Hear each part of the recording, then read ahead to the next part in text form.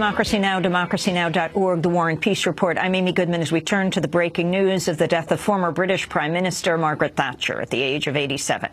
She was Britain's first female Prime Minister, serving 3 terms in office. Known as the Iron Lady, Margaret Thatcher became synonymous with austerity economics as a close ally of President Ronald Reagan. She famously declared to critics of neoliberal capitalism that, quote, there is no alternative.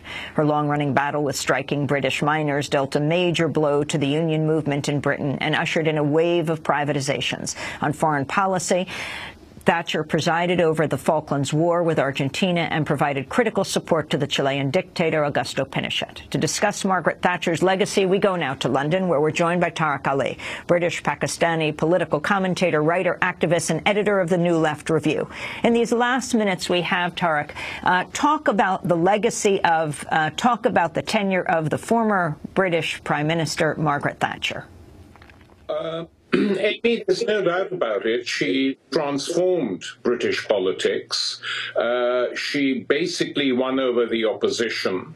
Her legacy is still very much in force, so she's not at all dead in terms of what is going on in this country. Her policies are being carried out by the coalition government. Tony Blair and Gordon Brown, new Labour prime ministers, were completely enthralled to her. She was the first person invited by Blair to 10 Downing Street when he became Prime Minister to show how much he owed her, and Gordon Brown did exactly the same thing. So we have had a continuum that the process Margaret Thatcher started off was carried on by Blair, who used rhetoric on the Iraq, Kosovo, and Afghan wars very similar to the rhetoric she used on the Falklands, and this policy has continued. So her legacy is effectively to have wrecked Britain economically and to have made it a total vassal state of the American empire.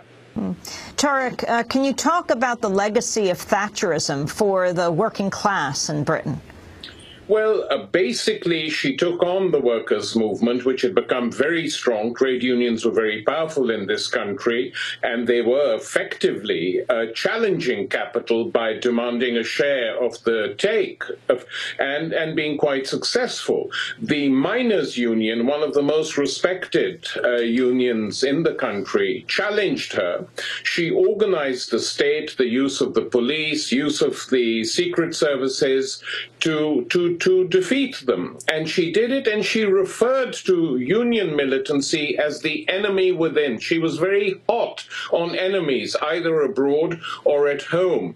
And that phrase, the enemy within, has been used subsequently against dissidents of other sorts by her successors. Can you talk about her foreign policy from the Falklands War, and we only have a minute, to her support of the apartheid regime, calling Nelson Mandela a terrorist? Well, she did call Nelson Mandela a terrorist, but one should remember that the Western governments as a whole were not at all friendly to the ANC, sustained and maintained apartheid, with a few exceptions in Scandinavia, throughout it. And Thatcher was upfront about it. Her foreign policy was deeply conservative and reactionary, and that foreign policy has not changed since she was forced out on Europe. Europe is still a big, big divisive issue in the country and within the Conservative Party as a whole. And so on every level, Amy, domestic level, international level, Thatcherism continues. One shouldn't imagine that it's over, and I hate to say this, but the fact that we haven't come up, or no one has, neither the centre-left or anyone else has managed to come up with an alternative to the Wall Street crash of 2008 does indicate that there was some truth in her statement that there is no alternative, at least as far as the mainstream is concerned.